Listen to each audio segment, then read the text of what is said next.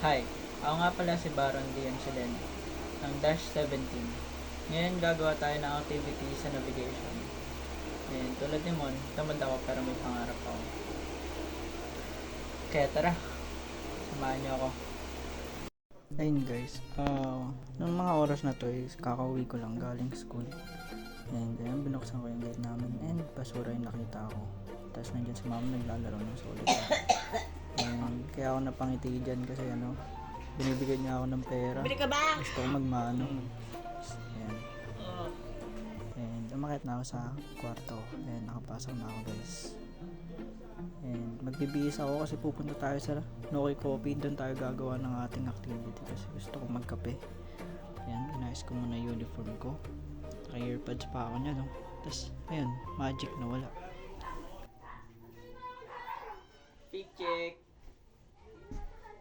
P-check, tas pa yung pinakikita. Tas ayun nga pala, dadalhin ko nga pala yung laptop ko guys para magmukha naman tayong display sa Noki Coffee kasi nakakaya. Tapos ayun, dinala ko yung charger ko baka sakaling malobat yung laptop ko. Ayan, angas may transition pa. Nakapag-cut pa, diba? Ayos. So ayan, pagkalabas ko may napansin ako. Pundi. Hala.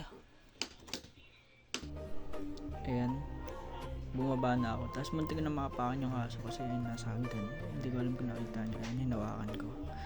Tapos binigyan ako ng pera ni mama kasi sinabi ko na pundi yung ilaw ko. Kaya ayun, palis na ako guys. Mas vlogger. Itong mga transition kaya ako nauubusan ng oras tayo pa na nilakad niyan. Yung Noki Coffee nga pala guys, nasa tapat lang ng 7-Eleven. Tapos lingon lang kayo, nandiyan ako sa Noki Coffee. Tapos guys, pagpasok ko naglag cellphone ko, tapos umorder na ako. Isa nga pong white mocha, yung large size. Sir, pakiulit pa. White mocha, in large size. May tinda rin pala silang tinapay dito guys. So ayun, nakuha na natin order natin. Tapos ayun yung pwesto, pero lumipat ako. Ayan, tumunog na yung vibrator. Ngayon nakuha na natin yung order natin guys. And kaya lang naman ako pumunta dito is para gawin yung activity namin sa navigation. And today I'm gonna show you how to find the gyro error, compass error, present variation, and deviation. But first, kailangan muna natin yung papel natin. And next is our ball pen. Ayan, hinahanap ko yan guys kasi nawawala talaga. And to get what we're looking for, we need our given, that is gyro heading, compass heading.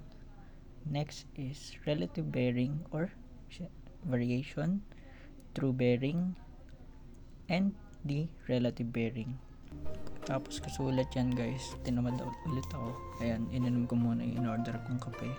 White mocha guys from Noki Coffee. Shoutout sa inyo Noki Coffee. Baka naman, baka rin kayo, tanggapin nyo. Pero ayan, sulat ulit tayo.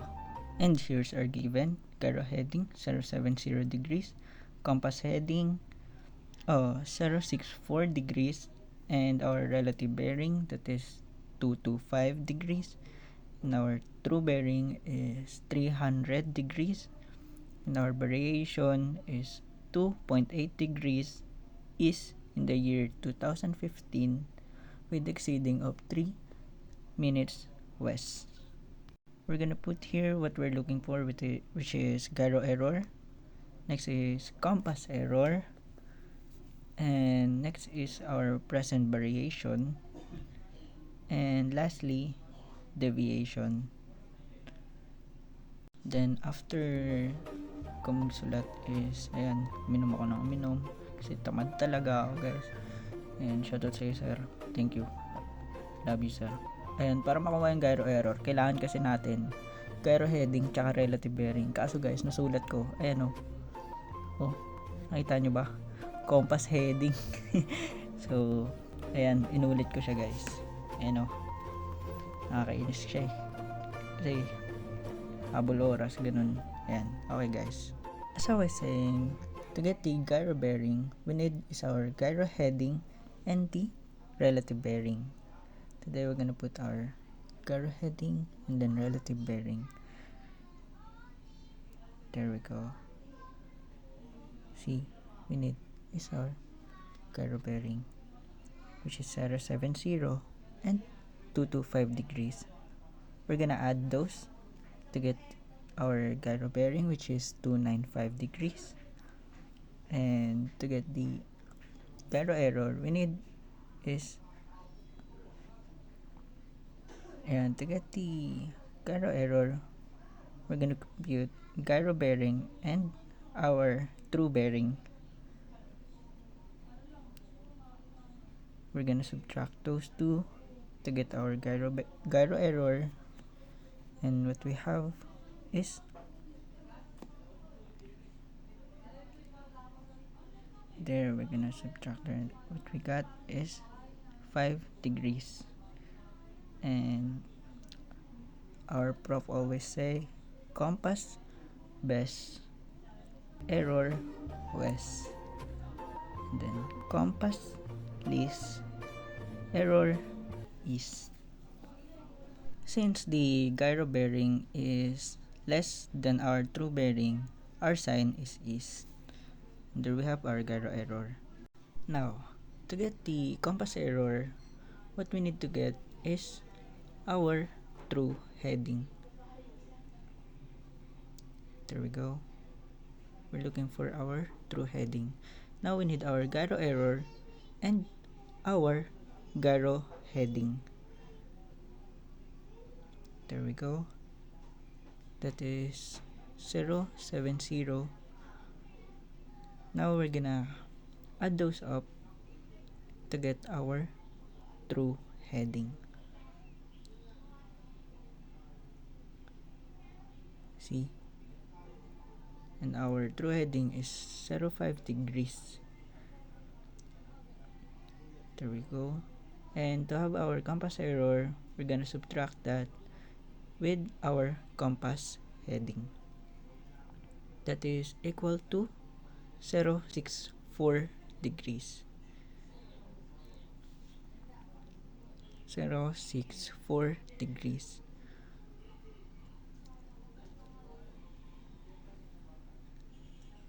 There we go. And our compass error is equal to 11 degrees. And our compass heading is lesser than our true heading, so the sign is east. Now we have our compass error. Next is our variation. We need to update our variation.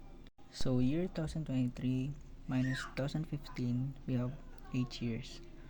And our 3 minutes west, we're gonna multiply that with 8 years. So we have is 24 minutes west. Then we're gonna bring down our variation, which is 2.8. We're gonna change that into degrees, which is 2 degrees and 48 minutes east. Since the sign is different, we're gonna subtract that. So we have 2 degrees and 24 minutes east, or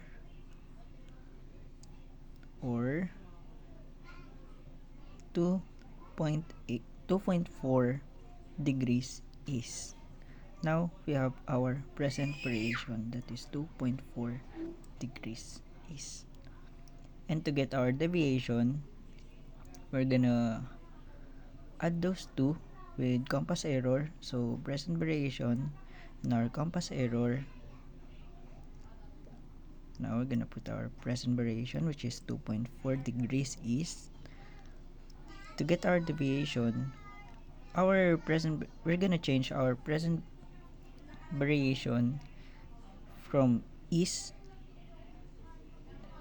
to west. Every time that we're gonna change our deviation, or to find our deviation, we need to change our present variation. Now we're gonna subtract that, which is the value is 8.6 east, since compass error is greater than the present variation.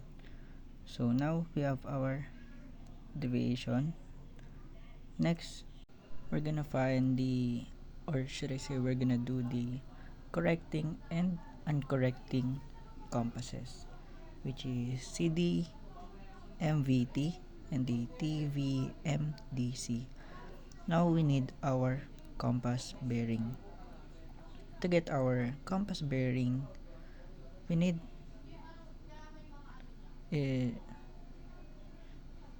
now we're looking for the compass bearing. To get the compass bearing, we need our true bearing and the compass error. Now we're gonna put our compass bearing, which is 300 degrees, and our compass error, which is 11 degrees east. Since the sign is east, we're gonna subtract that. Now our compass bearing is equal to 289 degrees. What we're doing here is uncorrecting the compasses. Since our compass bearing is equal to 289 degrees, we're gonna add those up since the sign is east. Now our magnetic is equal to 297.6 degrees. And we need to put our present variation, which is 2.4 degrees east. Since the sign here is also east, we're gonna add those up, and now we have our 300 degrees, which is the true bearing.